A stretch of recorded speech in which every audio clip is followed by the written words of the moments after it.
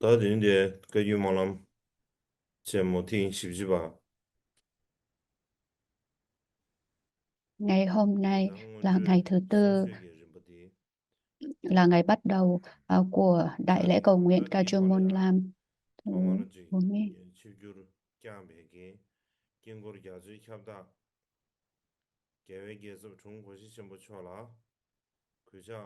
温度大呢 Đầu tiên, thế này cho cái chủ yếu của làm tôi mà ta anh ta là xin muốn cái thể hiện đã lòng làm một tôn cái kính kế hoạch với xin Đức nhận làm ba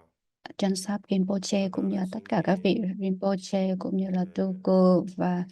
Lama kinh nghiệm đi về đấy Khenpo, anh ta là xin cái tất cả giờ tăng này ni, xã hội hóa sản品呗，这天天密码这当然上还是虚拟，cũng这到như时候嘞，当然是给，tất cả 还是喜马拉雅是有给，对吧？những 说嘞，长路嘞 tín 啊，đồ tín 他 tâm. 们也这些呗，什么原因？Đầu tiên tôi muốn gửi lời 但 chào 对 nồng 人 ấm 家 tới tất 呀，cả các quý vị. 的 Ngày hôm nay 格局毛囊挺细致呗，给我这搞不得了呀，当然有那么着啊，他的教育建设从呼吸先不错呢，那那我们讲给，刚个人讲给他的这个新và年啥么？chúng ta có chút Đấy, thay đổi trong thế lịch này cái giảng, đó bởi thì vì là là năm năm chúng nguyên giang ta kỳ có lễ quán đó đảnh thì mình Đại đã đã Tỳ xin Lô cái Giá Na thành Phật nhưng mà ý là thì từ cái mà cái Đức chỗ này Kansap Rinpoche. quang long miệng cái kiểu bắt đầu chỉ千叶kiểu cái để bắt đầu chỉ ý sẽ là ý là đã tuy chi số anh Ở thì trong kiểu bắt đầu dòng làm truyền gì vậy thừa Kama Kam Sang này, chúng đã ta cho gì có này truyền thống thực chỉ cái hành chỉ sang hạ kỳ kinh điển này, nhưng mà rồi sau một thời gian để thì cho chỉ cái nó đã sang kỳ biến mất. nhằm bắt đầu mà sẽ về cái当然是配了呀，上下来呀，具体细送过来的，到底这里就刚上的是具体细给呢，还Ở 有嘞，trong Kama 给 Kam 不 Sang 上嘛上的东西，chúng ta 这里是 có các 上 thực 个给他 hành 们东西，有啥的，Tantra. 这里就提均线了点呢，Ừ, 这里 nhưng mà chúng ta không có đầy đủ tất cả những kinh điển 还是 của中国 hành 是 mật 也是人不 hay 是说 Chakra 呢，Tantra. 还是啥些给把啥给空嘛，讲过空嘛，之前都是啥些嘛，Và 滚对呢，sau đó 这 tôi 里 đã quyết 的 định 俺们我 thỉnh 讲 cầu 给 Đức 完了这 Kansap 些人，Rinpoche 这些人不怎 trước 么 đó 嘛，đã 是 nhận 为给 được 你都 quán 得啥 đảnh 呢啊，这 của 点能。Đại Tỳ 아마 Lô Giá Na 예전에 thành Phật, 관습에 들이 또도 thần biến 왕왕 gia trì. 것들이야 아니 샤워도 자지스베 내서 도지 되냐 군섬 년도 나한테는 되게 배 가수에 Và 지고 trước 세세 khi mà 왕왕 ban quán 기사 đảnh 요래 này 되게 thì 주사래다 là Đức Kansap 산이 Rinpoche đã 방언시 nhập 너니 thất trong một thời 오시다 gian 오시 dài để 아니 다 thực hành 되고래야 예 지금 à, 람버리게 소리야 Pháp Đại Tỳ Lô Giá Na 남남 thành 장기 Phật 말도 này. Ngày mai 영어도 chúng ta 링디 sẽ chính thức 지취비나 bắt đầu 야고만 lễ 봤어 quán đảnh 근데 của 제도 들리는 다 Đại Tỳ Lô 대야 Giá Na thành Phật này. 저단계 Và hôm nay tôi sẽ 상하 khai 덕신다 thị 주고 về 다 망고시다 Đại Tỳ Lô Giá Na 알아서 thành Phật, thần 야수에 biến gia 거리야 trì. 망원 발해야지 Nói 상하 chung, 덕주다 뒤주고 개버디 아니 야수에 거리야 수초래 들리는 다리 대야 상하 덕주고 개버슈 먹어체 À, chúng ta sẽ 근데 không đi quá sâu 저단계 vào 지 chi tiết, bởi 상하 vì là 지급에 chúng ta 되던 sẽ 다다 đi vào chi tiết vào trong pháp hội mùa hè. Nhưng mà nói 뒤럽 chung thì 가르쳐다 뒤럽 뒤번에 개배 버룰이야 아니 với mất tiền 야다 아니 예고기 예고기 thì 서류 칼레야 từ thế kỷ 상하기 thứ 대바 신도 타게 전부 7 đến thứ 초 8 ở Ấn Độ và 초에 các vùng 잡고 소야 lân, 버려 lân cận thì các giáo 나는 lý mật 뒤가 tông đã được truyền 버시 bá vô cùng 대장에 rộng rãi 거리야 아니 vào 뒤가 khoảng 신도 thời gian 나로래야 đó. Ờ, 아니 thì 고마 지금人家 답에 중요해 그 숭하세 안로 các 나는 신기지 chân ngôn Dharani 시계 và thần 왕좌기 chú mantra, 숭하가 누가 주비하다 나는 năng lực thần 신기 chú, các 아니 thực hành quán 나가 tưởng, 제 nghi 미림당 quỹ vân vân 말로 써봐 vốn đã dần phát triển trong 상로다 lòng Đại 그 Thừa, 증주지게 bắt đầu 오래야 아니 cho thấy những 지게시야 dấu hiệu của 나가 việc được 사바지 tổ chức một cách hệ 중요 thống 중요 답에 dưới 중요 그랬어 một 아니 다는 cấu trúc duy 신기 nhất. 뒤도 뒤냐 벌래야 티버 신비하게 나로래야 Đồng 다지 thời 구규당 một 만사를 채워 나가 phương diện 사바지 huyền bí 다지 và màu 상하기 nhiệm 사바지 đã xuất 상하자 hiện ở 주고지 trong Đại Thừa. 다지 양주 체외게 넘버 사버 차디게 디 넘버 사버 지게네 티버 친구 나로래야 다야게 고 초예가 되지레스 제다다 티버 신비기 다 주다 용수 잡발라다 우마 우스미 니지 송거버 우마바다 섬섬바 니지 송거버 근데 인주산에 Cả 우스미 hai 다 học thuyết chung 니게 quán và 왜다 duy thức 고교다 thì 원서쟁이 고도 đều dựa 제방도 vào các 상하게 phương pháp 제탁들이야 thiền 아니 bí mật 도나나시네 và nhiệm màu 인도상으로 này để khai 레야게 triển các 아쇼베 phương pháp thực 렌렌 hành mật tông. 다렌달 드르낭 여브레스 드르낭 여브 좀도 마세베기 아니 치수 아니 아쇼다지 탑럼 디코나를 때네 아니 제 터도 미균 주야여 서마레 여브 딘데기 Và 케베 đồng thời họ cũng thừa nhận rằng là chỉ thông qua phương 상하게 pháp 가지베 이나 thực hành thiền 지 터도 bí mật 미균 và nhiệm màu này thì 토야게 mục tiêu cứu 딘데기 cánh hay là giác ngộ tối thượng 시수의 mới có thể 상하게 đạt được. 파바게 고 딘데 수여베 그래서 딘데 인두산에다 다다 상하가 쇼네 데베게지 공규당 원설쟁기 공중 연례체다 대 에너지 티버 첨벌이야 매도 미롱웨게 털럼지 뭐 마세 에네 티버 첨부기 떠줍디 Nên là 아니 준비시 những 봐 thực hành bí 공패도 mật và nhiệm màu này 조연도 như 사실 vậy 터도 không chỉ 공패도 là 또 phương 서도 pháp 돼야 không thể thiếu đối với 어제 Đại Thừa mà 상하게 còn đại diện 냠내 cho đích đến cuối 냠내 cùng 투유게 ờ, 그렇지 근데 잘 của 있어요 các tông phái 근데 triết học Đại 인도산에 Thừa. 디교선 때는 급 디듀 티버 신비기 다시 개발 표도 중앙 디수기 떠주기 차는 제베이나 Các học giả Đại 소소지 Thừa kiệt 우마 xuất thời bấy giờ 섬섬바다 tuy vẫn giữ quan điểm 디베 triết học chung quán 대조제베 나와치야 và duy thức 디제 용디 요아레스 야 hoặc là 이나야나 제베이나 duy thức chung quán, nhưng họ đã bắt đầu áp 디신기도 dụng các phương 나와치야 pháp thực 디제 hành 용디 mật 요아레스 tông 이나 vào 주변 tu tập 냠랭이 차네 thiền của mình. 상하게 주덕디서 배주샤 고수되지 떠주기 차네 다가나 섬섬 우마다 다나신 디신이 무마웨기 떠주 근데 시기에비네 주변 냠랭이 차네 수 다지 상하게 주덕 성말웨 디 안에 다지 Trong duy thức 가쇼야 thì thừa nhận Phật tánh 배주샤 고수베 소지 디제 용디 요아레스 và tức là những giáo lý của mật tông hay là của 다가나 Kim Cang 티버 thì thừa, 첨부기 và rồi 상하게야 바지 à, 떠주 họ đã bắt đầu áp 배겐베다 dụng các phương pháp thực 딘데제 hành mật 차라리 tông vào 팅글레 tu tập 차례 thiền của mình. Cách 세버세냐 thức mà 지 하고야 말았어. Đại Thừa phát triển 아버지 thành 신비기 các tông phái mật 지네 tông hiện nay thì 상하게 vẫn 베게지 chưa hoàn toàn rõ ràng. 네 로단 룰루 세버지 그다 하고야 말았어. 다 이내야 상하게 캐주디 티버 신비기 Tuy nhiên, 지 떠주 chúng 답에 ta 좋아서 마되어 cũng không 버리지 nên 그네 nhìn nhận 티버 những đặc điểm riêng 신비기 biệt của mật 떠주 tông 디 chỉ 토알이야 dưới 엔 góc 티버 độ 신비 마다르 코네 là sự phát triển 지 của các tư 예데베기 tưởng Đại Thừa, 공규당 원서 mà 체베기 đúng hơn đó là một 지 hệ thống thực hành đã được 냠내체다 phát triển thông qua 다나신 지 việc 카슈기 nhấn mạnh và 체다로서 bổ sung vào 다담제 các truyền thống 셈뇌체 bí mật 그래서 và 다담제 카뇌체제 các 답의 좋은 phương 주변 pháp 냠내체다제다 thờ phụng đã 상하게 tồn tại trước đó trong triết học 디케샤고 Đại Thừa. 드레인 뉴스안에 상하 캐슈디 티버 신비기 떠주 답의 좋아서 마되바 티버 신비기 떠주 마다르 코네 지 유에데베기 딱하다 양지 냠내체다 망보지 디나로래야 유에데베지 바지 차리 유스래 내든 Nên 딜레 là ngay 덴체네 cả 다다 남남의 장다 다 ờ, 다나신게 trước 도지인 Đại Thừa thì đã có 도지인 rất nhiều những phương 도지점 pháp 말해 도지인 mật tông bí mật 중어대기 huyền diệu đã được 상하가 thực hành 되버려야 rồi. 아니 리우사바르지 중외의 고추버렸어 제제 다 인사 심주버도 됐어요 Nên dựa 제가 trên điểm 늘에서가 này 비나 thì sự ra đời của 다단 자뱅기 kinh 개바티 Đại Tỳ 주수기 Lô 단 Giá Na Thành 자뱅래야 Phật 되디 và 남남의 kinh 장다 Kim 도지인 Cương Đỉnh đã đánh dấu 캐시디 sự khởi đầu 신고마다 của một 냠랭이 chương 조 mới trong các 자뱅나 giáo lý mật 상하게 tông. 냠랭 Theo truyền thống Nhật 당수다지 Bản, 상하게 hai bộ 냠랭 này được gọi là thuần mật, 조수부여 và chữ thuần 토난 được 수익이 냠랭 định danh để 조루디 là định danh được 겐고디 đặt ra để 시스템보다 đối lập 겐고니 với 대신기 các 남남의 bộ 장 mật tông 지디 chưa có hệ 도지인이야 thống hoặc là rời rạc, hay còn gọi 제사 là tạp mật, 남남의 장다 vốn ra đời 도지인이 trước đó. 될래야 아니 자뱅기 개바티스 가르송이 어르잖아 될래야 상하 당머스 나도 야게 날라면 준미라고 준미에서 상하 당마 상하 짱마서야 근데 송유 상하 당마서야 돼 가라서 상하 당마데 에는 상하 당마서야 돼 마다르 공래야 긴예리냐 상하도 요르스페나 징주 매베 상하 야 무슨 나 상하 투르부 빼나 아주 숭아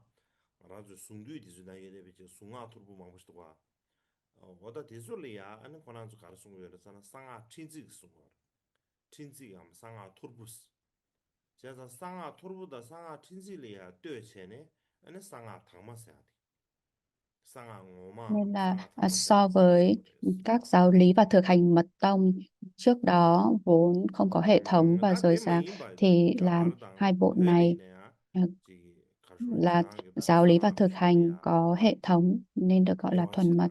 야와체다 다다 상하 당마다 상하 토르부서야 돼 자뱅기 Ngoài ra 야와체다 tại Ấn Độ và 차디고서 Tây Tạng cũng 어다 tồn 텐저버 tại 체제데 các phương 상하리야 pháp phân 야와체다 loại kinh văn 야바이리야 mật tông khác 야와체다 담는 nhau. 뭐 중요하레스 아니 별이네 다 야와체다 담는 뭐 중요하레스 Ví dụ như là tương ứng với 다이네 cách phân 별이 loại của Nhật 용타 Bản. Tại Tây 상하로야 Tạng, 지 tạp mật 유디시 thì được 야와체다 phân 지기 vào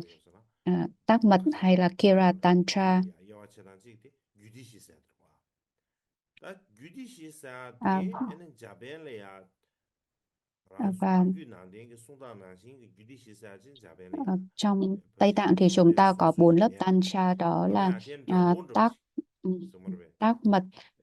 Kira 디기 Tantra, 쇠도 hành mật, 버지 예데 Chakra 베나 Tantra, 별이야 Suja mật, 상아 친지기 Yoga 디슬 Jusha 딱가서 và 베나 Anu 별이야 Yoga 저규 있어야지 Tantra, vô tượng 유디시다 Suja 저규 mật. 있어야지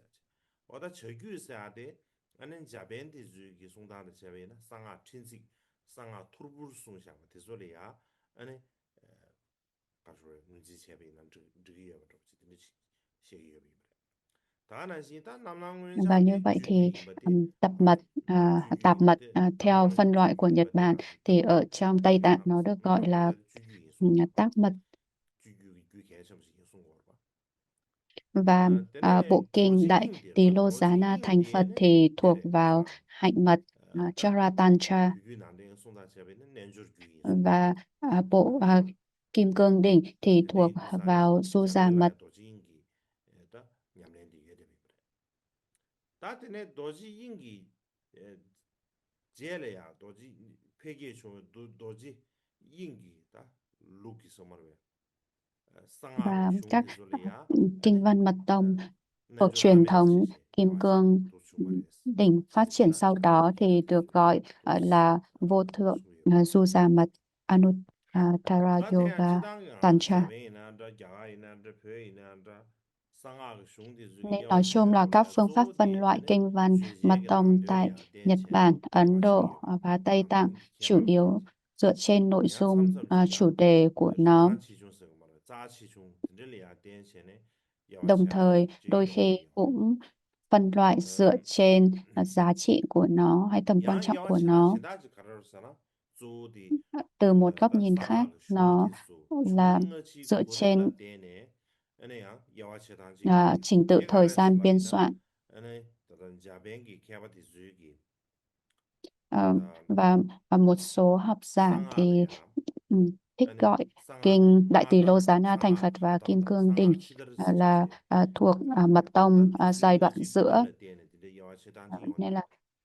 대 những 앞에나 kinh điển trước đó thì gọi là 남남원장게 mật tông giai 도지 đoạn đầu, và 이버텔레야 những kinh điển sau 상하 đó 탑답 thì là 이버텔레는 상하 giai đoạn 마다르기 공수도바체 mật tông giai đoạn 다 sau. 디니 Nên là 무줄레 공레야 kinh Đại Tỳ 다데스나 Lô Giá 상하 Na Thành Phật 디솔레야 này thì 아니 thuộc 상하 vào 마다르 mật 체제 tông giai đoạn giữa. 라고 알았어 데네 남남원장 도지인 달 사회 제일 충배기 아니 상하들이야 상하 치더 체제 데데 체제 뭐요 알았어 다디 딩상 파지 심조가 마체지기 아니 상하글이야 뒤중어지기 고름을 때는 영화체다로 용라로 듣듯이인자 다 벽이 땅 벽 간증이 좀게 숨균이야 지단가다 규리 영화체백급이야 예고 Nên đây là 망고레스 cách phân loại dựa 영화체다 trên 담는 trình tự 망고시 없지와 thời gian biên 영화 soạn. 이수체안에 손도 영화 듄도체야 Nhưng mà 고블이야 dĩ nhiên là 다 sẽ 영화 có 이수체야 rất nhiều các phương 손도체야 pháp phân loại 듄도체야 kinh 바라가다 văn mật 딘데시레베 tông khác. 융탈레 이수체야 바네 망탈 듄도체야 Và 파도 딱 간다 tiếp 이수체야 theo là về bốn 망고시 lớp 랑디게스 mật. Tantra nói chung trong mật chú Đại Thừa thì có rất nhiều Tantra khác nhau, nhưng về cách phân loại nội tại thì có bao nhiêu loại khác nhau. Có nhiều cách phân chia Tantra từ 2 cho đến 7 với những phương pháp phân chia đa dạng khác nhau, nhưng phân loại thành 4 lớp. Mật Tantra phổ biến nhất ở Tây Tạng như dòng Nyingma dạy về 9 thừa, đó có 3 thừa căn bản, nội mật tam thừa, ngoại mật tam thừa. Nhưng mà các truyền thống khác như là Kamakaju, Shakya, Gelug, Jonang, vân vân đều theo truyền thống và phân mật tạng thành 4 lớp: tắc mật, hành mật, du già mật, vô thượng du già mật. Tôi tin rằng nguồn gốc chính là từ mật giải của Hevaja Vajraprajana. Với chúng sinh hạ căn dạy tác mật, cao hơn thì dạy hành mật, với chúng sinh thù thắng dạy du già mật, và cao hơn thì dạy vô thượng du già mật.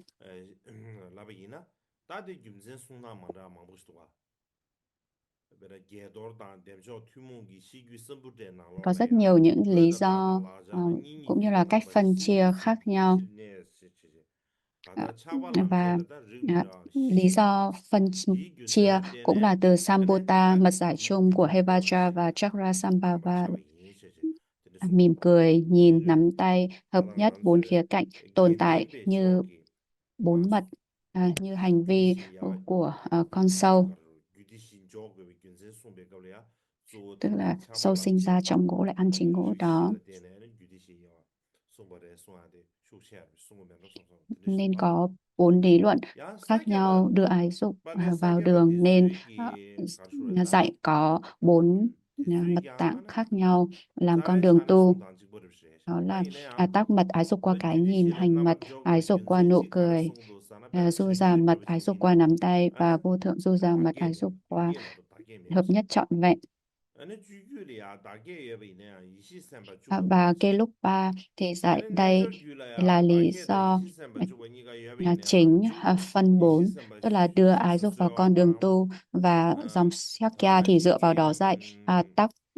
mật là thiếu nội quán, tức là không quán tưởng mình thành bổn tôn. Hành mật có nội quán nhưng thiếu thỉnh bổn tôn trí huệ. Du gia mật có cả hai nhưng mà cuối thỉnh tôn bổn tôn trí huệ trở về lại pháp giới. Và à, à, vô thượng du gia mật thì có nội quán và không thỉnh đi.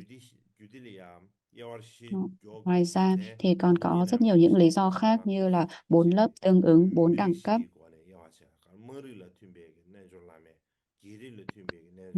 Ví dụ như du già vô thượng thì dành cho tầng lớp lao động và những người dân bình dân nhất. Du già mật dạy cho thương nhân và nông dân, và hành mật thì cho tầng lớp chiến binh và quý tộc, và tắc mật thì cho tầng lớp bà la môn. Đây là 4 giai tầng của Ấn Độ vào thời đó.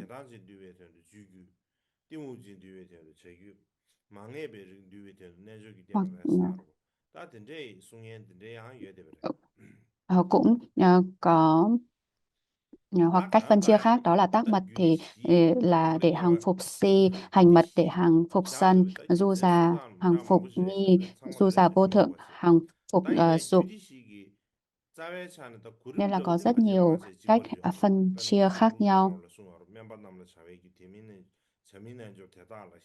Nhưng mà Đức Tsongkhapa bác bỏ là không nhất thiết phải như vậy.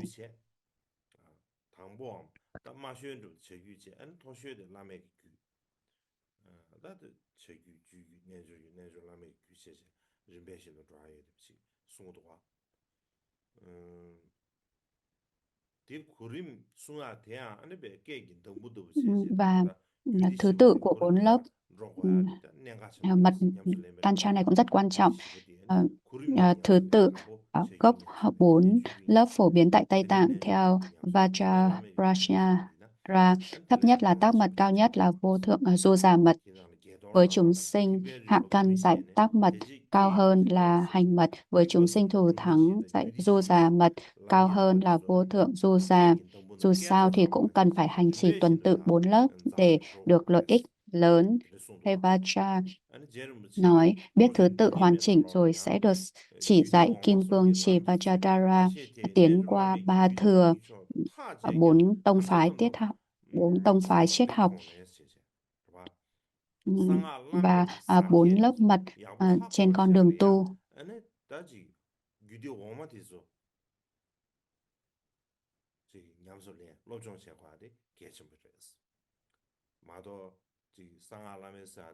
Và Tsongkhapa đã nói trong Liễu Nghĩa của Lách Sệ Nhinh Vô là nếu không biết pháp môn 3 lớp thấp bước vào vô thượng du già mật, dù nó là tối thượng, ta rõ thấy chỉ là lời nói suông.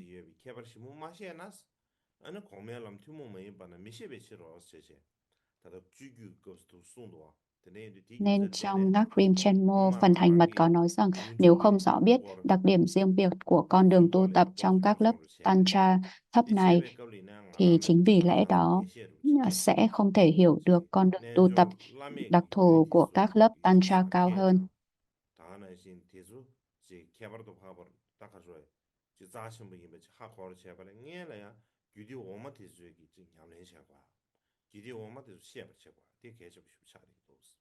Nên để hiểu được ý nghĩa và giá trị của các lớp Tantra cao thì là chúng ta đầu tiên phải thực hành các lớp Tantra thấp này. Chúng ta cần phải có thực hành nền tảng tác mật, hành mật, du già mật, và rồi cuối cùng chúng ta có thể thực hành vô thượng du già mật. Nên là đầu tiên chúng ta cần phải có những thực hành căn bản. Nếu không có những thực hành nền tảng này thì à, và chúng ta bước vào ngay các lớp tantra cao thì là chúng ta sẽ không thể nào ngộ được liễu nghĩa của nó.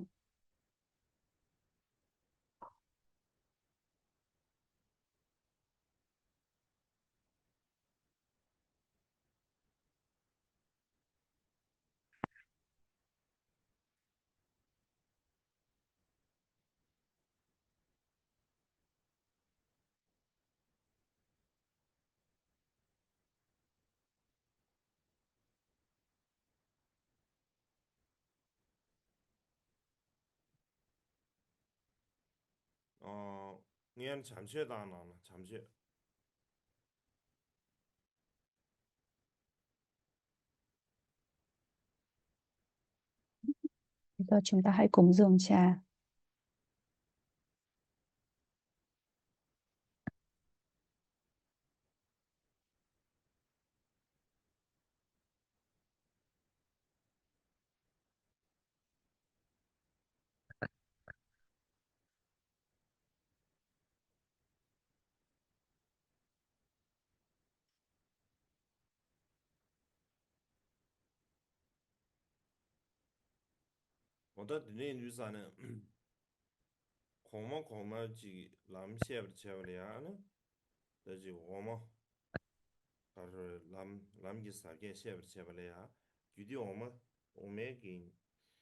Để có thể thực hành những lớp tantra cao, chúng ta cần phải thực hành những lớp tantra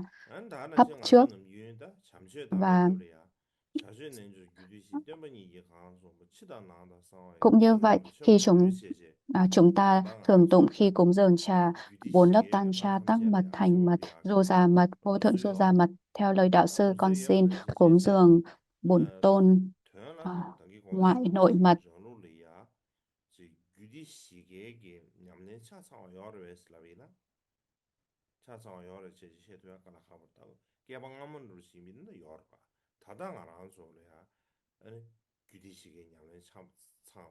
Nên là rất quan trọng là chúng ta cần phải thực hành cả 4 lớp tantra này.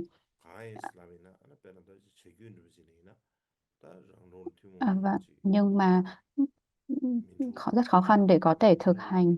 cả 4 lớp tantra này. bởi vì là bốn lớp tantra này chưa đầy đủ trong truyền thống của chúng ta. Ví dụ như là chúng ta chưa có một số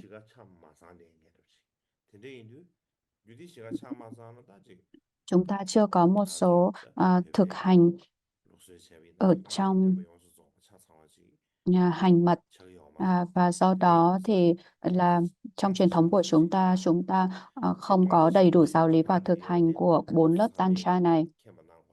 Và điều này cũng giống như là giáo mật của chúng ta vẫn chưa viên mãn, và chúng ta cần phải hiểu rõ ờ, khoảng trống lớn này hay thiếu sót này. Và đặc biệt đối với hành mật như bản kinh Đại Tỳ Lô Giá Na thành Phật này thì lịch sử đã ghi nhận các đạo sư Kadampa thời kỳ đầu đã khát khao để có thể nhận được lễ quán đảnh này mãnh liệt như là à, người khát nước, khát khao nước vậy.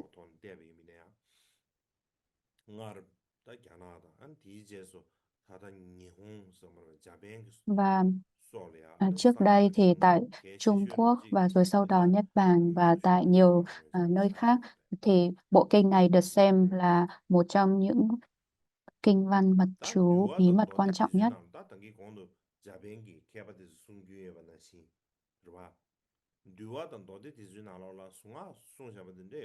Mặc dù có rất nhiều chân ngôn và thần chú được dạy ở trong luật tạng, kinh tạng, nhưng mà trong đó chỉ có những phương pháp để có thể đạt được tất địa hay thành tựu thông qua như là đoạn trừ các tai ương chướng ngại hay để mang đến cát tường. Nhưng mà à, nó không có giáo lý chứa đựng một con đường trọn vẹn để có thể đạt được tất địa tối thắng hay là giác ngộ hoàn toàn. Và trong khi đó thì các kinh văn mật chú bí mật chứa đựng một con đường trọn vẹn để có thể đạt được đến tất địa tối thượng hay là giác ngộ viên mãn này chính là kinh Đại Tỷ Lô Giá Na thành Phật và đỉnh Kim Cương.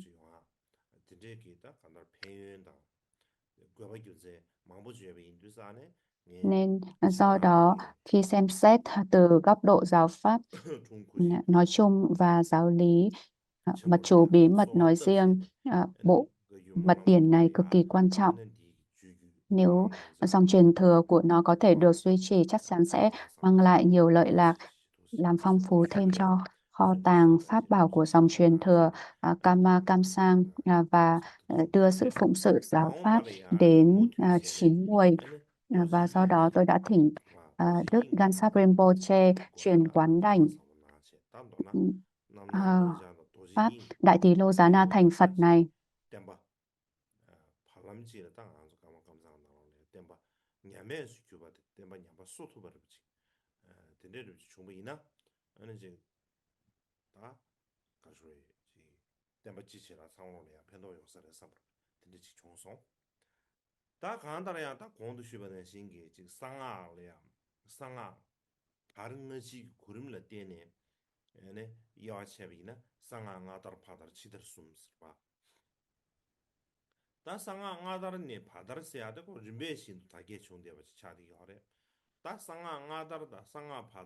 Khi chúng ta nói về giai đoạn giữa của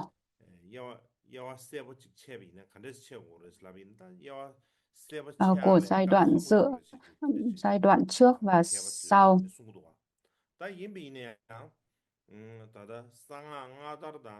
thì rất khó để có được sự phân chia rõ ràng.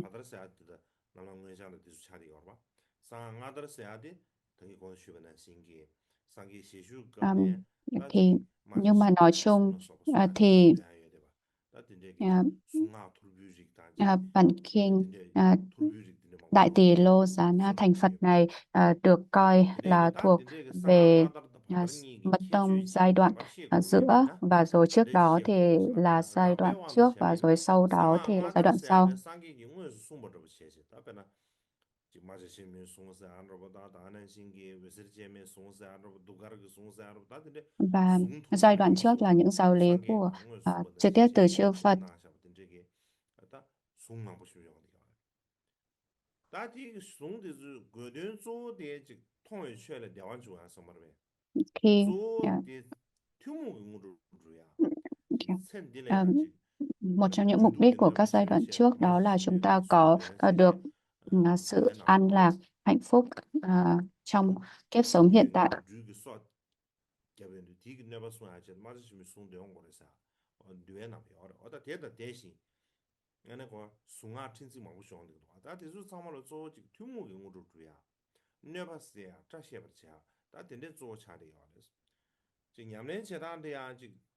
차도 처벌비야라서 뭐 된데기 초가도 저 지기하래.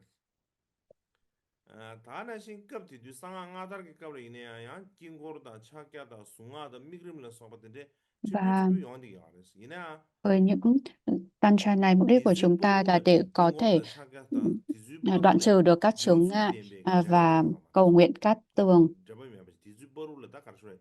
거라 숭아나 숭아 차께 아마도 지기 아니 차께다 숭아다 미그림다 디즈 상물로 봐. 바로 지기세 양코텔이야 가르쳐. 윤제 댐베 Và 원데 링주로 rồi 배 속도와. ở 다나시 긴고래야 망보지 땡야 말해. 긴고르데 좀배 다르게 중심을 비즈야 마도 배 긴고르기 남샤대한 차상와지 배 중요한 말았어. 대라 두루 임비나 아는 상하 바다를 써야 돼요. và ở trong giai đoạn 다라지 trước thì 되게 cũng 전부 có dạy 소다마 về 조심하는 말았어. những 배는 thực 남랑 hành, 원자나 ví dụ như là 숭인기 bắt ấn, niệm 나로래야. chú, vân vân. 딱 댕입이 쇠배기 상하 바다를 슝디즈 나로래야. 배나 지금 나기 때문에 남랑 난지 시제. 좋아. 나가 때문에 남랑 난지 À, 무슨 아니 다나시 나 주베기 và 거든 ở trong 터도야 những giai đoạn trước 초공루야 thì là 상계 공부야. có à, các 다나신기 các thực hành về thủ ấn tay, các 티버 quán 신비기 tưởng, 급디 vân vân, 용고르다 được 상하게 dạy 툴라게 trong tác 숭디 mật 베 상모셰 và 근데 베 냠순레 à, 렘베도와 vốn 덴데 dạy 상모셰 các hoạt động 냠네 thuộc 체베 về ngoại 거리야 제 룽아 thân 이기 상모 và ngữ rất là đa 상모레샤바 dạng. 다 덴데 고르마 Và 부숭 안다네 겐고르기 나로레야 라괴비 거리네야 và 다가시 trong hành 거동문 주지샤바 뭐 và 데졸이야 trong hành mật 윤제 này thì cũng 니에바지야 bao gồm có 디지가 토네야 các 고 가르쳐야 thực hành thuần thục, 딘주도 뱀바 các áp dụng 윤센다 các 덴바 thủ ấn 세베가 tay, các 다 đặc tính quán 그래야 tưởng 앞에 được dạy trong tác mật. 제단지 À, và các 띵사무야 hoạt động ngoại này thì là phù 상 hợp với 나주베 lớp mật 덴바 đó. 데레인 두산에 디규산 데네 다 가셔야 아주 넘기 별이야 다 강해지가 다 강해서 말다 저거 차 조직 되나 맨쇼요 매래 그 도셔 됐어 Một điều khó ngara khăn 도요 알던 trong 돌아 ở Tây 돌아래서 Phật giáo Tây 와 Tạng đó là 매래 도셔 됐어 ngara 던 돌아래서 돼 저거 싶지도 ví 다 dụ 저거 싶지도 다지 như 저거 là 챤르상 다 với 아주 넘긴 죄래야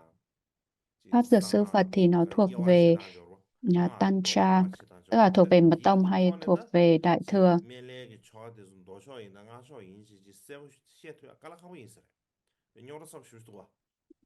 Rất là khó để chúng ta có thể xác định được là ờ, nghi quỹ của Phật Dược Sư thuộc về Đại Thừa hay là Kim Cương Thừa. Khi mà chúng ta nhìn vào truyền thống của Nhật Bản thì chúng ta có thể hiểu được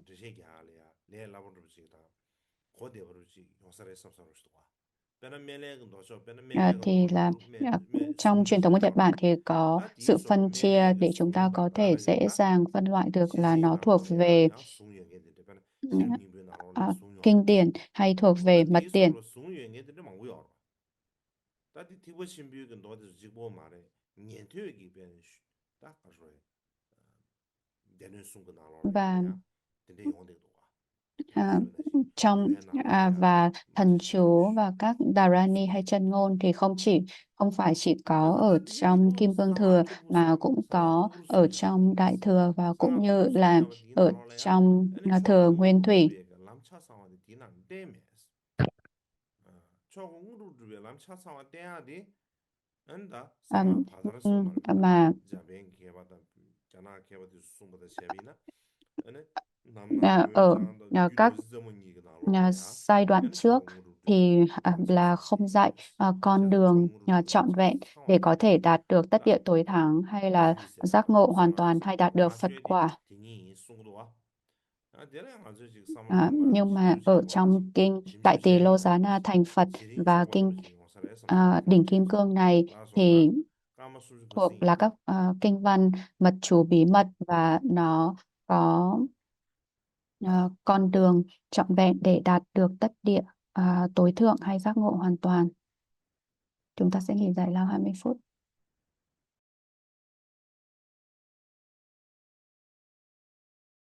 다시 다가 주 되래. Tiếp 가수래. theo, 다다 büyüğü 난데 이게 순균이야. 아니, 다 상하기 규기 야와 체베 걸이야. theo truyền thống Kim 규디시 Cương 사라지 thì 순수지 알아. của 제가 Tây 다 Tạng thì 규디시 chúng ta 나한테 nói về bốn 규규기 lớp Tantra, 다다 남남wen장디 tác 아니 hành du 규디시 già, 장기 vô 공도 thượng du già 시비야. 아니 규규 공도 và 말했어. trong bốn lớp 다음은 Tantra 남남wen장디 đó chúng ta có thể hỏi 규규 là 견생 가려 알았을라비 있나? ờ, 그래서 이시도 그리 Đại Tỳ 그래 Lô Giá Na thành 거야. Phật thì thuộc vào lớp 얘기 mật nào thì nó 장마하고 thuộc về hành 야채고 mật. 샤웨규기 차게 미비스니라도 제베 주버샤도 주버샤는 Và 제베규는 nếu hỏi lý 쇼소시기 do 소요하래. gọi là hành mật 디드 thì trong 나고디 tổng tập trí huệ 나고로 Kim Cương 슈기 có dạy những gì 싱마가 cần thành 자와 tựu và những gì thành 나서고 tựu nhờ 제제 thực hành 뱀바디 thuần thục các thủ ấn và 제규를 đặc 했어. điểm quán tưởng của hành mật, 제규 vốn 나로래야 dạy 다디 các hoạt động 트위드 장로가 bên 소바다 ngoài như là 디 thân và ngữ đa dạng 나로랑 rộng lớn, 수시대야 돼. an trụ trong hành 자, mật. 다 디좀 Ý 한번 nghĩa 대샤라 다 của 차례 điều 말았어. này là 다 제규네 손베게지 다 라베 차게다 ở 미베스니 trong 소바 대다 tác mật 탐제 thì là chúng ta 이해체 có rất nhiều 디게 những 균사 thủ 디균사 ấn, 때네 đặc tính quán 시 tưởng vân 차베 vân. 차네 에네 Và 제규를 bằng cách 되버지 mà chúng ta thực hành thuần 아니야 thục 난 hoặc là 쌤비 áp 땡생디 dụng các thủ ấn 그래서 네 tay 렌저 규대 되는 đặc 약속을 tính 해야겠어 quán tưởng được dạy trong tác mật 제가 thì 안에 vốn 시 dạy các hoạt 차와드서 động 제규를 되버 bên ngoài 약속아 ngữ thân 난게 땡인지 디서 렌저 규대 되는 thì là 약속을 các 되는 hoạt 게 động 차네 bên ngoài đó phù 아니 hợp 제베 규를 với 제제 tác mật. 드네 Và 소바레스 vì thực hành nội tại 다들이 các 다 nhà 주규딜이야 thực hành 지당 다 thiền 별이야 để an định tâm theo 주규 cách của Du 주규세 Già 아니 Mật 생시로 nên được gọi là hành 베스니나 mật. 주규 생시 Nên là 조서 hành mật thì 남남 bao gồm 원장세 cả hai, tức là có 다 tác mật 남남 và 원장 Du Già Mật. 망이베기 다 주규 Nói 세제다 chung, bản 주주소 kinh 규 chính của hành 규사 mật đó là 디디지 Đại 주주소 Tỳ Lô Giá 라는 Na thành Phật. 왕고에서는 차도왕고의 규사한테 차대요 라는 Và 왕고의 ngoài Đại Tỳ Lô 차도왕고의 Giá Na 규사 thành Phật, kinh văn chính khác được nhận định là hành mật là mật điển quán đảnh 근데 kim 다 cương thủ. 주규를 지단게 나세게 하려야 예와체용 왜 그래야 아니 릭숨기 관에 예와체 나요 알아봐 디신시베리 Và 베메리 nói 도지릭시 chung thì trong hành mật thì 근데 có 다 ba bộ: 디신시베리 bộ Phật, 규대 bộ Liên 남남 Hoa và 원장레스 bộ Kim Cương. 대표가 배가 돌아 규류 알았어 Và 베메리 trong đó 규대는 배가 돌아 규류 tạng của 알았어 bộ Phật là Đại Tỳ Lô Giá Na thành 도지릭 Phật và 규대는 라는 tạng 왕고의 của bộ 규대레스 Liên Hoa thì không được dịch 다르소 sang tiếng Tạng. 아니 Và bộ 배가 của 돌아야 hệ kim 디신시베리 và 규대 tạng 예와체 của bộ Kim 주규 Cương 디신시베리 thì đó 규대레스 chính là mật điển quán đảnh Kim Cương 근데 Thủy. 도지릭 규예와체 베메리 규대 요 말았어 Nên là ở trong Kim Cương Thừa Tây Tạng thì chúng ta chỉ 아니 có kinh điển thuộc về bộ Phật 다 và bộ 상계백 Kim 개만 Cương, 오제 không 누가 có kinh điển 상계디 thuộc về bộ Liên Hoa. 다 순규의 세비나 다게 응어서 땡라 이 시스템바 주바 마덴바 대수 탐지에네 주규의 시 순교하래 근데 비교 잠대는 공기 주규리야 아니 규 망부치 야바치 순하래 공기 제베 주규 지령 나로래야 잠베 저규다 Và đạo 로규 sư 주바다 하모여 스리징이 또바다 아니 và 도미가 또바다 đạo sư 디디지 Sakya 규라 싸워 Ngokchen Kunga 다 Sampo 제베 thì 디라 chủ 싸워 trương 주대게 rằng 주규 là 남바라 tất cả 타나사다 các 주규 kinh văn dạy 슝신디 rõ nội 무좀비 quán, tức là tự quán 별이야 tưởng bản 말이지 thân 순도 thành bổn tôn, 다 mà không 디나레 dạy 창도르 thỉnh 중앙주 bổn tôn 제도지 trí huệ thì đều 그렇지 là hành mật. 응어주도지 제샤베게 제난 지시군주가 나로래야 슈요래 그래도 디교산 때네 다 Và do đó Ngài cho rằng có 감상라야 nhiều 디지 hành mật hơn 차례 một bộ. 되버지 trong Tẩn Quan Hành Mật do Ngài dạy rằng ở Tây Tạng có khoảng 9 hành mật thanh tịnh, bao gồm có Manjushri, Mula Tantra, là Ekavitra Sadhana, Marichi, Vikapa, vân vân.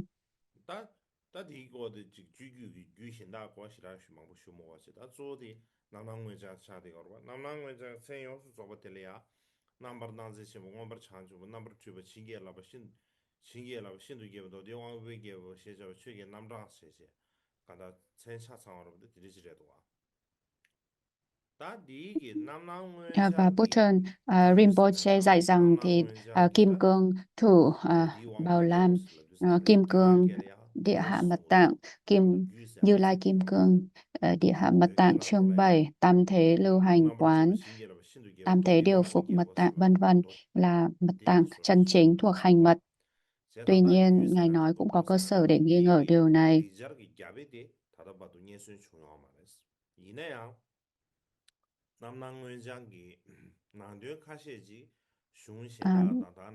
À, Tuy nhiên thì là các bộ hành mật chính được biết đến phổ biến chỉ có hai bộ này, đó là Đại Tỳ Lô Giá Na thành Phật và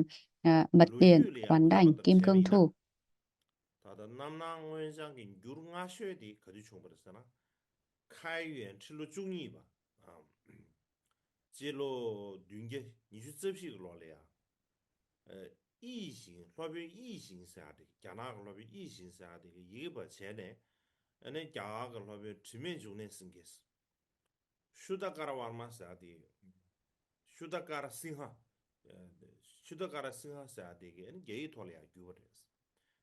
Và theo các chép lịch sử thì bản dịch sớm nhất của kinh này là vào khoảng năm Khai Nguyên thứ 12, năm 729 trước công nguyên, được Thiện Vô Ý dịch sang tiếng Hán với Ngài Nhất Hạnh là người chấp bút, và bản gốc của nó thì được gọi là di vật của Vô Hành, người đã viên tịch tại Ấn Độ vào cuối thế kỷ thứ 7. Và bộ kinh này thì có tổng cộng 6 quyển, trong đó 6 quyển đầu chứa 31 chương, và đây là phần kinh văn chính. Quyển thứ 7 có 5 chương và nội dung là về các nghi lễ cúng dường, cũng như là phần mục lục.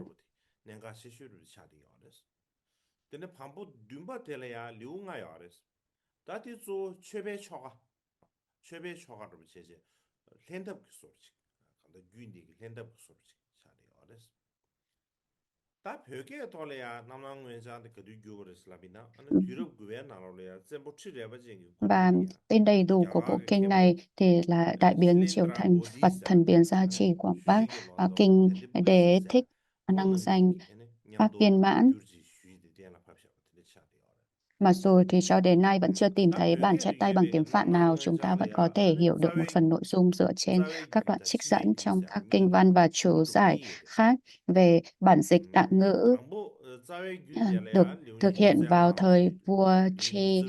Rapachan ở thế kỷ thứ 9 do đạo sư Ấn Độ Sailendra Bodhi và đại dịch giả Bente và sách dịch hiệu đính và hoàn thiện. Và kinh Đại Tỳ Lô Giá Na thành Phật này trong tạng của trong kinh tạng của Tây Tạng thì bao gồm có hai phần, tức là phần căn bản Tantra và thứ hai là hậu Tantra. Phần thứ nhất thì Đại Tỳ Lô Giá Na thành Phật có 25 hoặc 26 chương, và phần thứ hai hậu Tantra phân theo các cấp độ của bí mật tối thượng thì có 7 chương.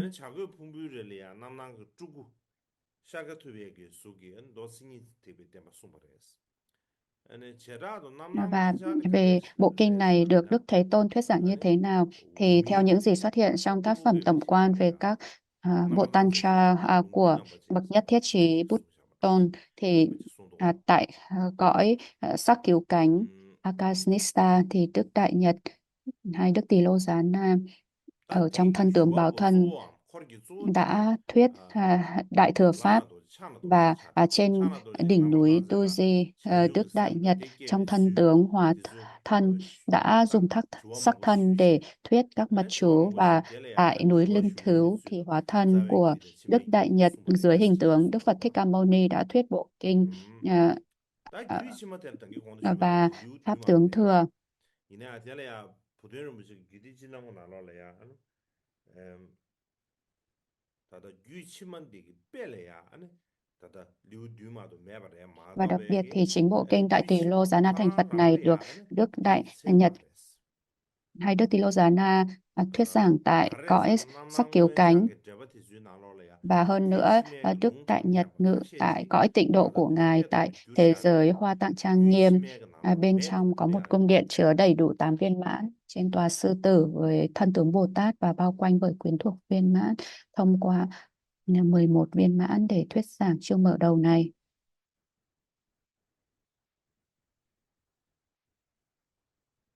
Và người thưa hỏi thì cũng chính là vị thủ lĩnh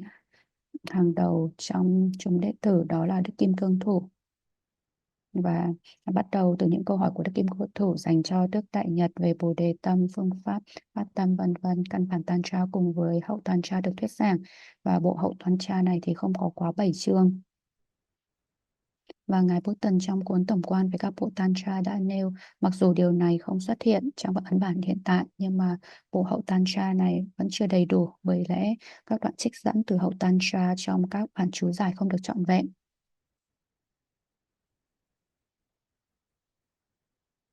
Về vấn đề này thì trong chú giải của Buddha Guha về Đại Tỳ Lô Giá Na Thành Phật có một số trích dẫn từ hậu Tantra không có mặt trong bản dịch tạng ngữ, và vì lý do Ngài Buddha khẳng định như vậy.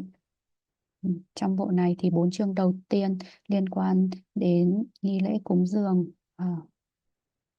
hỏa tịnh, chương thứ 6 là nghi quỹ trừ tụng, và chương thứ 7 liên quan đến nghi lễ quán thạch.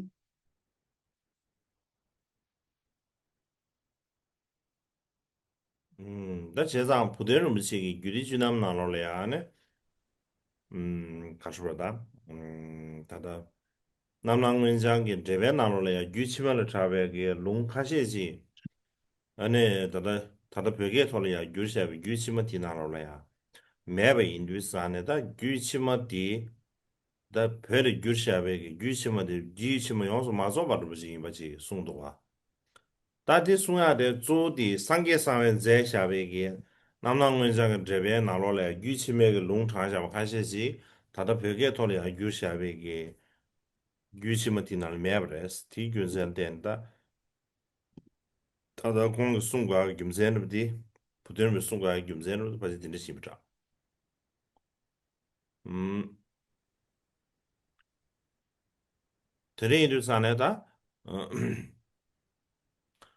갸게 나로래야 양 가르든지 좋아했다 갸게 나로래야 다다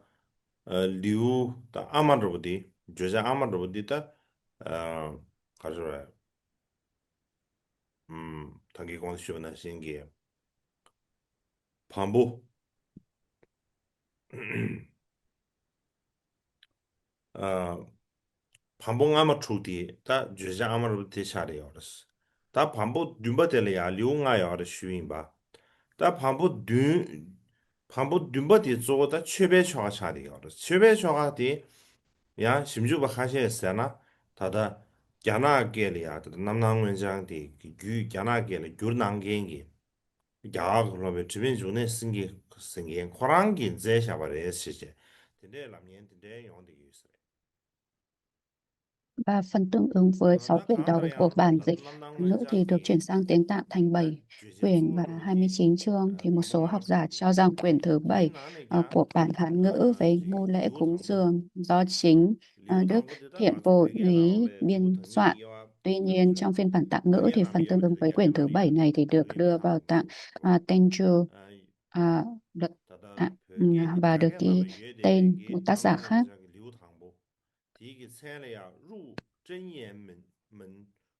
住心平才说Và trong kinh Đại Tỳ Lô Giá Na Thành Phật này thì chương đầu tiên, đó là nhập mật chú môn chú tâm, thì rất quan trọng về mặt triết học.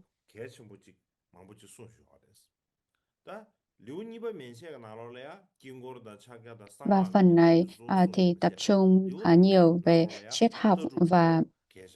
từ chương thứ hai trở đi thì chủ yếu dạy về các thực hành Mạn Đà La, Bất Ấn, thần chú vân vân. Và ở chương đầu thì thông qua hình thức Đức Kim Cương Thủ Bí Mật Chủ thưa hỏi Đức Tỳ Lô Giá Na phương pháp đạt được trí huệ nhất thiết chí và nền tảng triết học đã được thuyết giảng.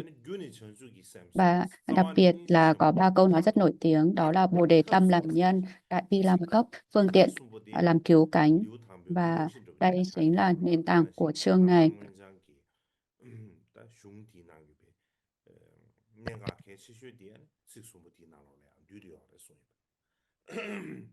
Và đây là một phần rất là quan trọng của Đại Tỳ Lô Giá Na thành Phật. Bồ đề tâm làm nhân, đại bi làm gốc, phương tiện làm cứu cánh.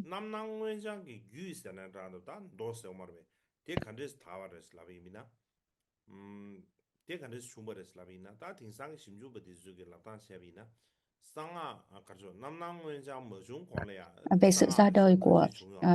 bộ kinh này thì các học giả đương đại tin rằng là chắc chắn đã có một số bộ kinh văn mật tông tồn tại trước đó.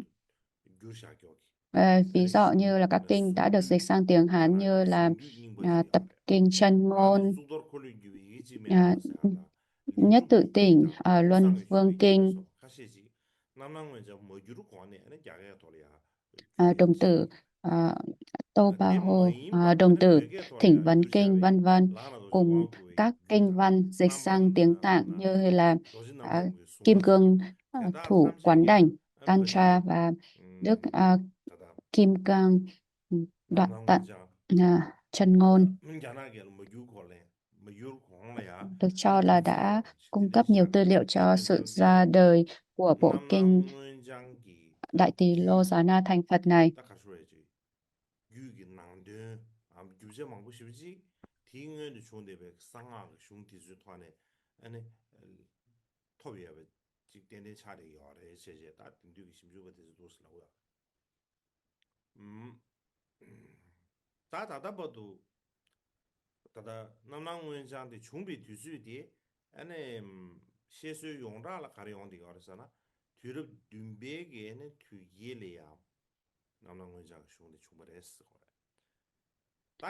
Và lời giải thích được chấp nhận rộng rãi hiện nay là kinh này được biên soạn vào giữa thế kỷ 7 dựa trên các kinh văn trên. Tuy nhiên,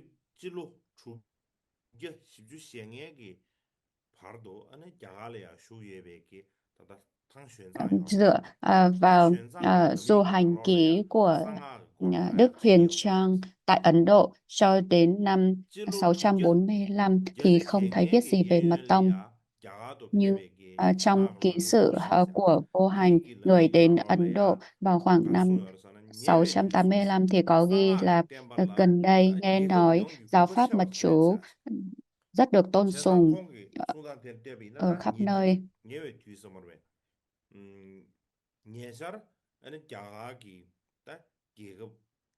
Và vào lúc này thì Vô Hành đã có được bản thảo của kinh Đại Tỳ Lô Giá Na thành Phật.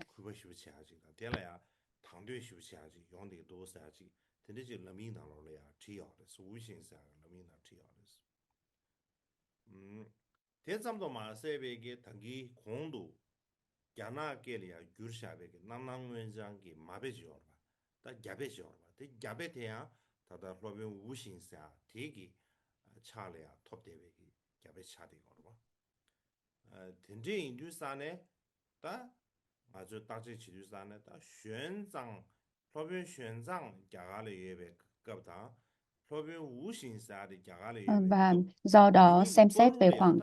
thời gian trống khi là Ngài Huyền Trang và Vô Hành ở Ấn Độ thì có thể ước tính khoảng thời gian kinh này ra đời là vào giữa thế kỷ thứ 7.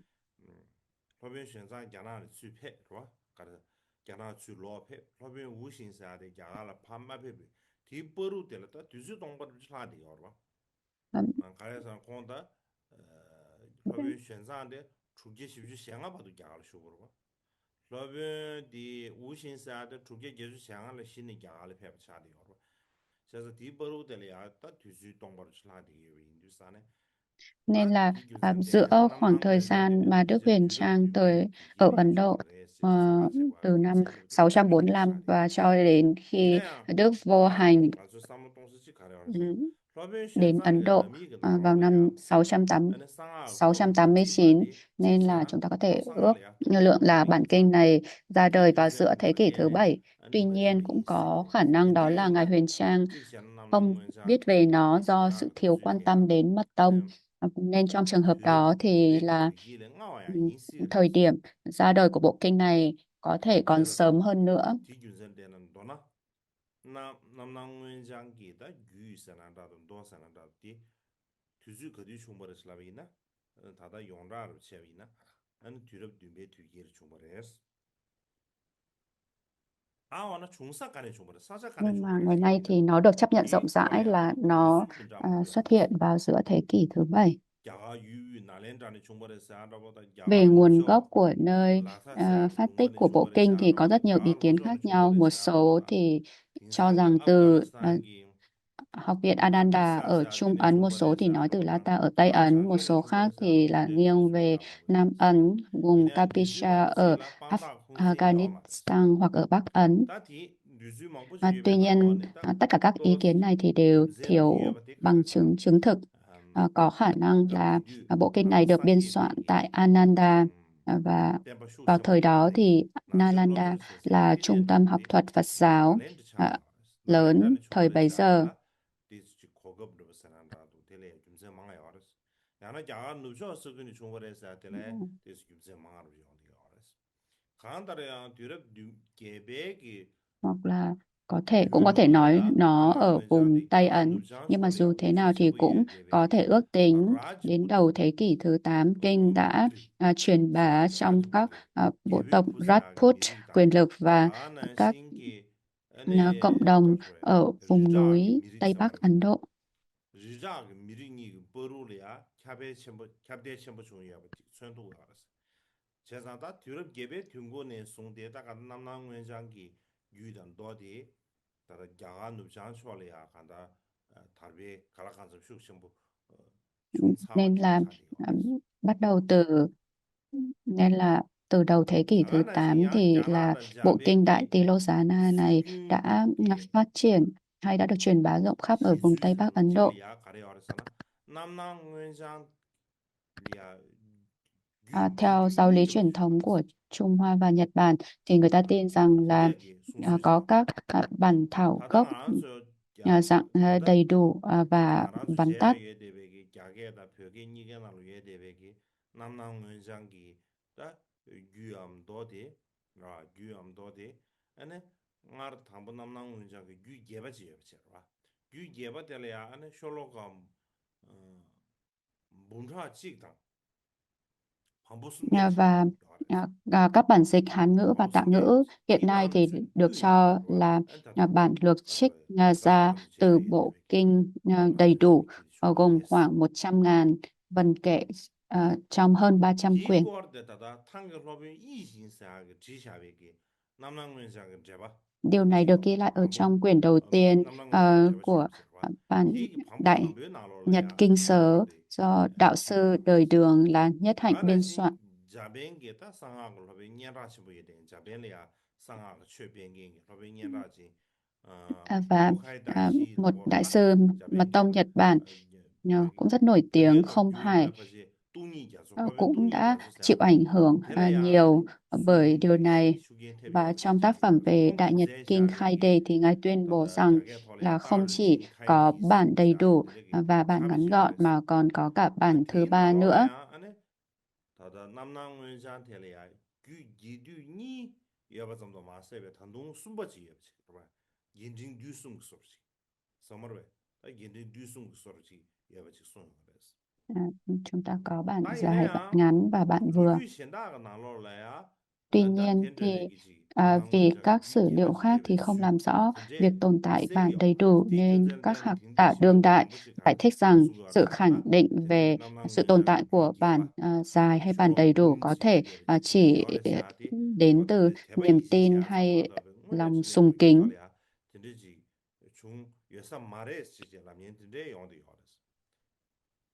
양 카시에기 삼려 나로래 카시 심주바 카시에 가려고 그러잖아. 지기잖아 덴더베가 또 나오는 원장이 Nhưng 규제바지 nếu chúng 양축사 ta nhìn vào 그래서나 sự đa dạng 다다 của các 남낭 nghi lễ 원장이 cúng dường, phương pháp 규제라야 thực 헤달이 hành và 최배초가 các kinh văn mật 지 tông 용도 trước 요로 아데 đó, 대 thì 대모 cũng không 임베지 ngoại trừ khả năng 남낭 là có 원장이 một bản 죽다가 đầy 가라시 đủ hay bản 인도 dài 쇼베 đã được 상하 từng 쇼망 tồn 쉐베 tại. 인두산 다 되게 상물로 봐지 루루도 제샤베 이미나 도도로 쇠샤베나 디자탐 도도 쇠네 에네 지 규제바사로 근데 지 용미 쇼바 레 민두싱에 근데 양 용디 요레스 나 간다야 타당 알아서 제야 여바 되네 나 간다 다다 기류 니예베 나로네 듀바 디 차디 요레스 되네 남낭 원장기 Dù 제바 sao đi nữa 야나 thì là 게도슈 되바디 다다 로빈 thông 다 thường 로빈 bản 트베 중에 승기세 cái được 아티 gọi là 에네소 bản ngắn hay 로빈 là bản lược 이시세 này 아디 thì chính là 그러면 bộ kinh 로빈 Đại Tỳ Lô 이시세 Giá 아디 Na 승기 thành Phật 제샤베기 mà chúng ta thấy ngày 남낭 nay. 원장을 제바시 요레스 Và 진부 차디 bản chú giải về kinh này 다 tồn tại 텔레야 trong tiếng Hán 다 duy nhất 제바디 là 지고이 bộ 이미 차디 Đại Kinh Nhật Đại Nhật 텔레야 아니 Kinh Sớ 다다 do Thiện 이신기 Vô 봐 Ý giảng 처리 và Thiền sư 유유바 Nhất Hạnh 체레 ghi chép. 지샤베기 남낭 원장기 제바텔레야劝动 방법 이슈지 알았어 대직시 다나신기 지연다 원구사로 에네 소변이가 치수양 코란주 코나버니 슈직 제자베 남낭원장 된제세야지 Và 된제지 요리 bản Đại Nhật 대야 Kinh 텔라 Sớ 방법 có tổng 줍시요 cộng 20 quyển và 음 ờ, bản thị 되네 다 do Ngài Chí 자벨이야 Nghiêm và Ôn Cổ Hiệu Đính 상하 thì gọi 냠는 là Đại Nhật. 신기기 Kinh Nghĩa Thích thì 상하 냠는 신기기 gồm 14 조 quyển. 제방아마도 조셔시요 그래서 양 넘디기 위주도 세죠 하나 쪽에 야 상하 냠는 것도 Và đây thì 하나 không 쪽에 thuần 다다 đơn thuần là bản 제바치마지 chú giải mà còn giải thích rất là sâu và rộng về triết 쯔연다 học và 원구세 các 딩이 phương pháp thực 지샤베기 hành trong kinh 제바치마디 này. 조셔와치가 알았어 반복 줍시 체링인데 조셔와치가 알았어 땅 아주 벽에 토할이야 다다 차샤베기미나 다다 뒤럽 예배가 나로는 로변 상계 상회가 제샤베기 Và các hành giả 안에 mật tông Nhật Bản thì coi bản sớ trước là chính yếu, trong khi 대여로 những người theo quan điểm Thiên Thai Tông thì coi bản 넘버는 sau 정말 là 장수비 chính 규 yếu. 뒤뒤에서야지 Và ở 대 góc 갸 độ của 템부 Phật giáo Tây 슬렌더 Tạng thì vào kỷ 슬렌더 thứ 머리도 8, 하나 Đạo sư 로저와 Buddha 베스기 Kiha 교시 đã biên soạn một bản chú giải 되게 ngắn gọn 제발 và một 뒤뒤직시 bản chú giải chi tiết, và cả 되게 hai thì đều 뒤뒤인데 đi sang 인제 tiếng Tạng. 토할이야 바지 규리 없자 되네 디스케라 좀 없자 다 되네 니바디 나브라나서 엄버 찬치 비 엄버 찬치 비 규쳔 비 제시에서야지 Trong đó mặc 대안에 dù 상로베 상계 bản 상면 제바기 chú 되네 giải chi tiết giải 유자 thích từng 매드지 chữ một, 되지 없자 nhưng nó đã có sự hiệu đính 어 và thêm vào các ghi chú bằng 다 tiếng Lạ. 수바디 다 Và 유자 vào 매바다 thế 가시게 kỷ thứ 도바 15 바지 thì 텔 도바를 주의해서 상계 상면 제마지 dịch giả cô Shunupan đã 수바디 hiệu đính lại bản này. 남바르단지 제바스 시제 디긴 남바르단지 제바스야죠 알다 디긴 유자가 나로를 가르쳐 알았잖아 남바르단지 엄버 찬주 유기 칭제스 유기 칭제스야 돼 그래 다 돼야 바지 가셔요 다디 제바 각보를 좀 치수 슈다로 치 시다 팀만 버체 봐 안에 치수 걸로 저 슈누베기가 안 슈단 젠 근데 나샤버치 예베기지래 봐 다드네 Và 다다 bản dịch 남낭 Hán 원장 ngữ và 갸게토르 규샤바데다 벽에토도 규샤바 디니 뻐룰레야지 và tạng 칭게 ngữ của 보름다 kinh Đại Tỳ 닝게 Lô Giá 보름 Na thành Phật này thì có 캐바요 알았어 những sự khác biệt nhỏ về 다나신 trật tự, 갸나도 từ và 갸나게를 thứ 중대변 제바다 tự các 상계 chương. 상면 제샤베 제바 Ngoài ra, 디즈나로레야지 trong các đoạn 룽창샤베기 trích dẫn 남낭 khi kinh này 원장기 được tìm thấy 유기 trong hai bản chú giải Hán 칭규서베기야 ngữ và chú giải của 또 Buddha 스와스 Quiha thì có một 개바용데 số 알아봐 điểm không 삼삼진 khớp, 갸다 팀부용데 알아봐 dù không quá rõ 드네용데 ràng 알아서 nhưng vẫn hiện 텔라테네 hữu. 안에 딩듀기 심주버디서 가르쳐 쳐바치가 알아서나 안에 남낭 원장기 안에 유이텔이야 안에 유아망부치 서머베 Và điều này đã chứng minh rằng kể từ lần biên soạn đầu tiên thì kinh đã trải qua nhiều lần chỉnh sửa.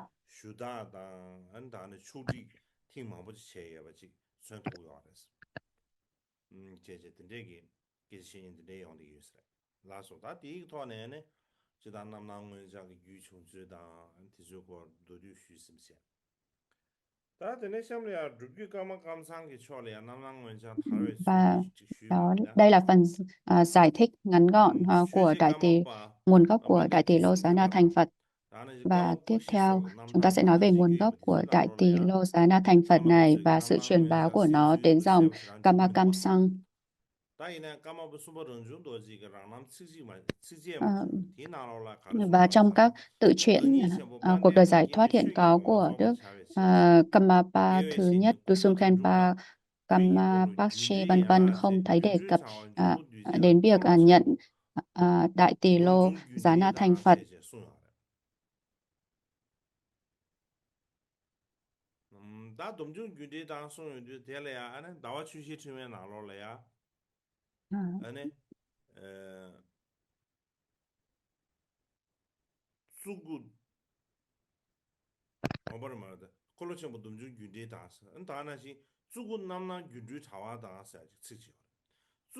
Và để hoàn thành những tâm nguyện giáo pháp của đạo sư vĩ đại Ojempa hiển hách từ bậc thiện tri thức Kunga Tuchup, con đã thọ nhận thời luân mật tiền cùng với các chú giải, các nhánh phụ trợ mật tiền lưỡi huyễn ảo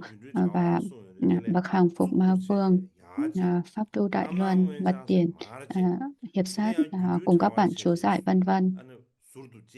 Và bản văn cũng chép rằng Phật đỉnh tôn thắng, Phật đại nhật hay tỳ lô giá na và lưới huyễn ảo ma vương vân vân. Nói chung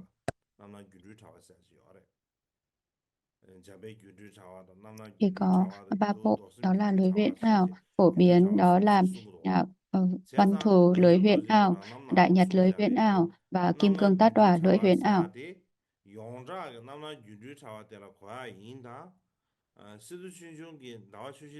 Hiện tại thì chưa rõ liệu cụm từ là Đức Đại Nhật lưỡi huyễn ảo mà Đức Loan Trung Doje đã nhắc đến trong tự truyện của mình là nói đến bộ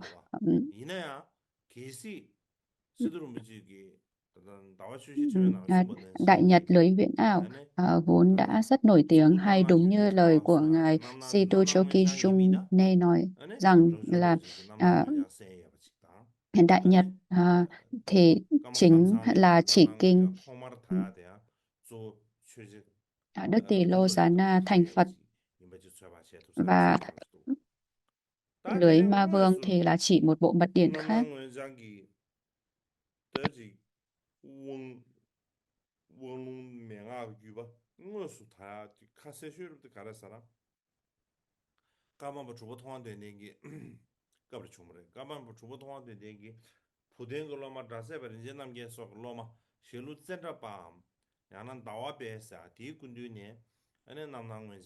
Và bằng chứng rõ ràng nhất của bộ kinh này thì đó là Đức Karmapa thứ 6 thông qua Doden đã thọ nhận bản kinh Đại Tỳ Lô Giá Na thành Phật từ ngài Salu Chandrapa hay Dawapan, một trong những đệ tử của Drasepa Rinchen Namjang, người vốn là đệ tử của Đại sư Button Rinchen Drup. Và dựa trên sự kiện này thì dòng truyền thừa độc lập của bộ kinh Đại Tỳ Lô Giá Na thành Phật đã được truyền bá rộng rãi trong dòng Kamakaju.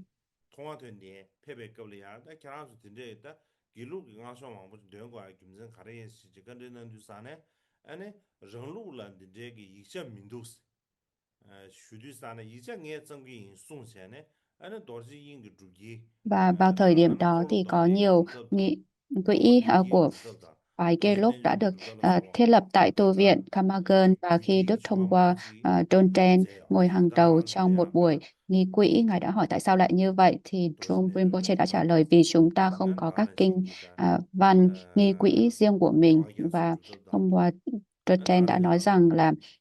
ta có thể soạn các nghi quỹ đó. Sau đó thì Ngài đã soạn các nghi quỹ và nghi quỹ Mạn Đà La của Kim Cương giới và nhiều nghi quỹ khác, trong đó có bộ tuyển tập các tác phẩm của Ngài. Và Ngài cũng sáng tác các điệu vũ trống, các giai đoạn tụng niệm hộ pháp Makala mới và truyền dạy chúng như những pháp tu bổ trợ.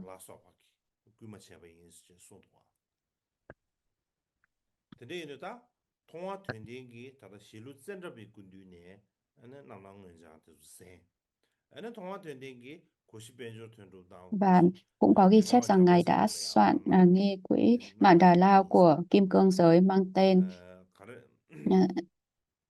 Đại Lạc Hiền Kiếp theo thỉnh cầu của Gosia Pacho Tondrup, Champao Champo và những người khác. Và Đức thông qua Doden chắc chắn đã truyền lại các giáo pháp này cho Gosia Pacho Tondrup và Pauga Champao Sampo.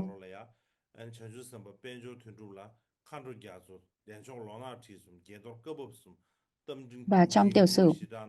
của Sangye Nyempa Tashi Pancho cho Đức Nikodoche Kamapa thứ 8 biên soạn có đoạn ghi rõ về việc Sangye Nyempa đã thọ nhận kinh Đại Tỳ Lô Giá Na thành Phật từ Gosia Pacho Tondrup như sau. Từ Bồ Tát Pacho Tondrupa, Ngài đã nhận các lễ quán đảnh và khẩu truyền về biển không hành ngữ Thắng Lạc Luân theo các dòng truyền thừa của Luchipa, Napopa và Triupupa, ba dòng truyền thừa của Evacha, Mã Đầu Minh Vương, các bổn tôn An Bình Phẫn Nộ, Mahakala, Gyawagasso, Kim Cương Hợi Mẫu, Pháp tu trường thọ của thông qua Doten ở ba cấp độ nội ngoại mật và kinh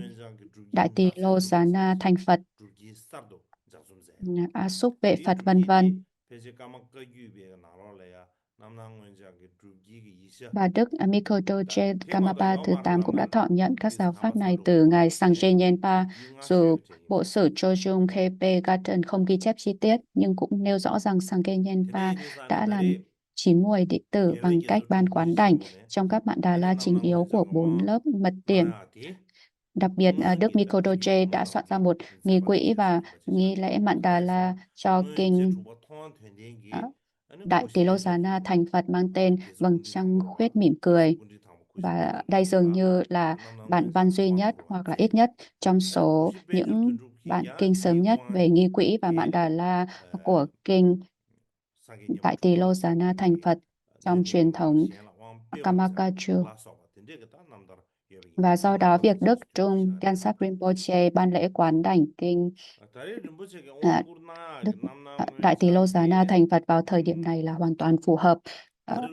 với các tiểu sử lịch sử về Đức thông qua Doden trước đây đã ban quán đảnh này cho Goshepa Chondrup, và cách Ngài Goshe đã truyền quán đảnh này đến những người khác.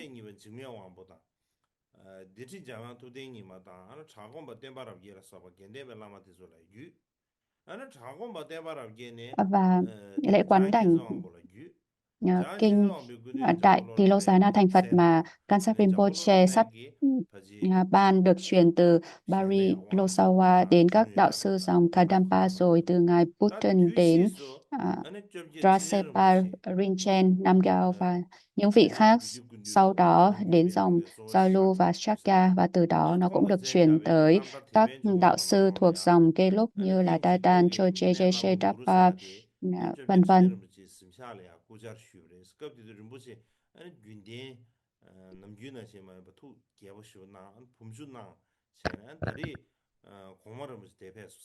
Và về phía dòng Shakya thì Ngài Thichen Rinpoche đời thứ 18 là người truyền bá chính cho chuỗi quán đảnh của bộ Biển Mật Điển, và trong tiểu sử mang tên Con đường vào tín tâm của ngài có ghi rằng là khi đó lúc thị giả Lama Guru vào phòng, Rinpoche vui mừng lạ thường và nói rằng hôm nay Đức Shakya Goma Rinpoche Shakya Shinjin đã đến đây và thỉnh cầu ta ban quán đảnh của bộ biển Mật Điển. Lúc đầu ta không đồng ý nhưng ngài rất kiên trì, và trước đây thì Khansa Khenpo Rinpoche và vài người khác, nhưng nay Khenpo đã viên tịnh và dòng quán đảnh này chỉ còn lại nơi ta. Vì vậy cuối cùng ta phải đồng ý dâng ban giáo pháp thâm sâu này cho Shakya Chichen. Và ngài cũng nói thêm, thực ra năm trước tại Papa Shinkun, Đức Karmapa thứ 16 Rangjung Rinpoche Doje ban bộ kho tàng giáo huấn quý giá. Ta đã tham dự. Lúc đó ngài đã nhẹ nhàng vỗ vai ta và bảo rằng Rinpoche sau này Chakya Trizin sẽ thỉnh cầu ngài ban bộ biển Mật Điển. Lúc đó xin đừng từ chối. Ta cũng định gửi một vài vị tru cư đến thỉnh khác, và đây rõ ràng là một lời tiên tri thật kỳ diệu thay. Và trong 3 năm liên tiếp sau đó thì ngài đã hành trình đến các đạo tràng của dòng Sakya ở Ấn Độ để ban toàn bộ giáo pháp và ban quán đảnh biển Mật Điển, đúng như ngài đã nhận từ đạo sư Ngọc Khamsa Khen Chen Doje Chang.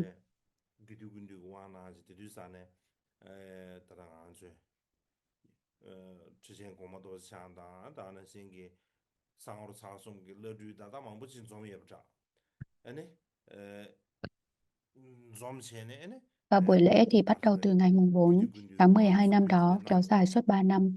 không ngừng để cho Đức Sakya Trizin cùng với hàng trăm các vị Khenpo Tu Cô và chư tăng ni từ khắp nơi. Sau khi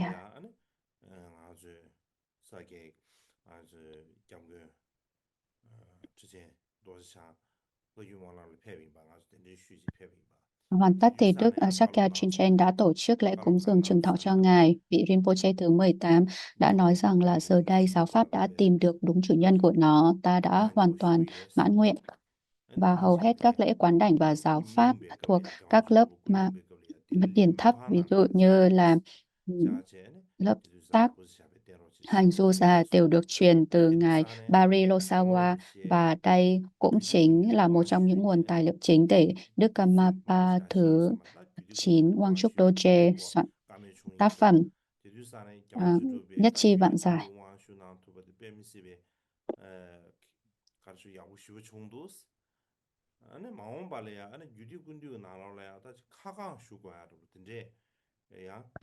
Nói chung thì giữa các dòng truyền thừa khác nhau, việc có một giáo pháp chỉ đi theo một lộ trình duy nhất là cực kỳ hiếm. Dù là Sankhya, Gelug, Kagyu, nhưng mà tất cả thống nhất về quan điểm, ý nguyện và không có sự khác biệt về triết học đối với các lớp mật điển thấp, đặc biệt là mong muốn các mật điển quan trọng trong bộ Chute Kuntu được lan tỏa và hưng thịnh trong dòng truyền thừa của chúng ta chính là tâm nguyện của Đức Châu Hoàng Karmapa thứ 16.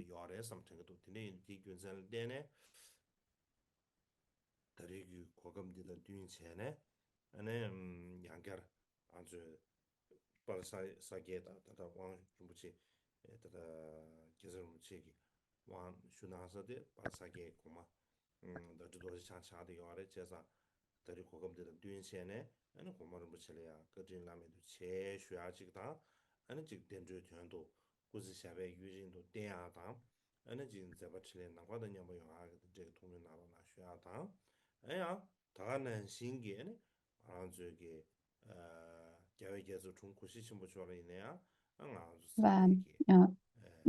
Đức Shakya Rinchen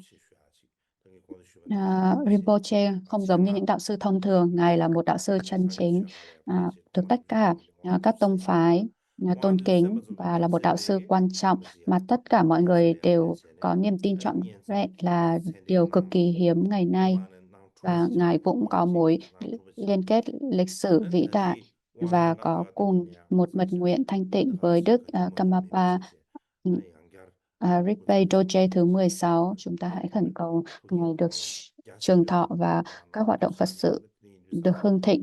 Và đặc biệt, Ngài rất hài lòng với việc Đức Gochi Gyaltsab Rinpoche ban lễ quán đảnh vào lúc này. Vì những lý do đó, việc chúng ta thọ nhận dòng quán đảnh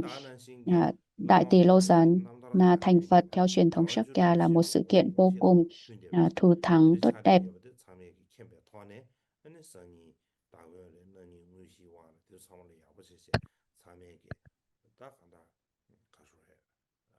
Và không cần phải hoài nghi việc